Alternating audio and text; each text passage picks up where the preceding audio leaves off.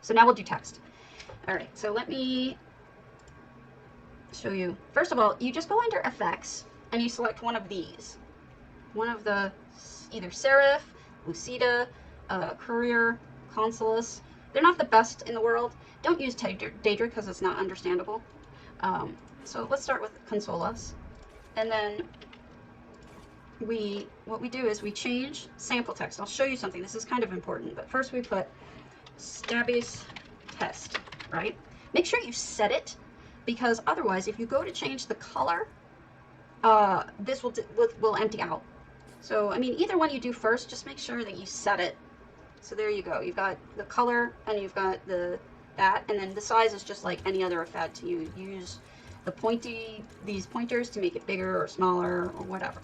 Okay, and there you go. That's pretty simple. Now, what I suggest is, if you can, use the back. Oh, by the way, if you need to work in smaller bits than what it lets you, use this underneath, control click. So if I control click, I can make it smaller in smaller increments, bigger in smaller increments. It doesn't smoosh together too unreadable. So make sure you pay attention to these suggestions underneath.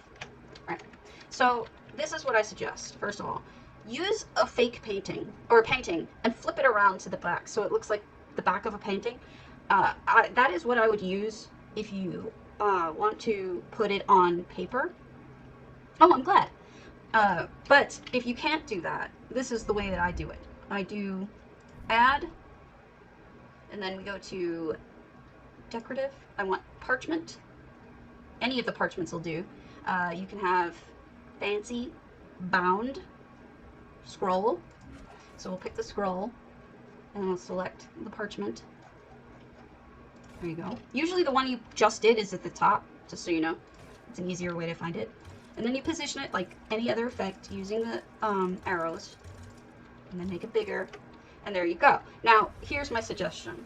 Make sure that you get these lined up properly so that make the parchment about 1 pixel or one movement behind the text.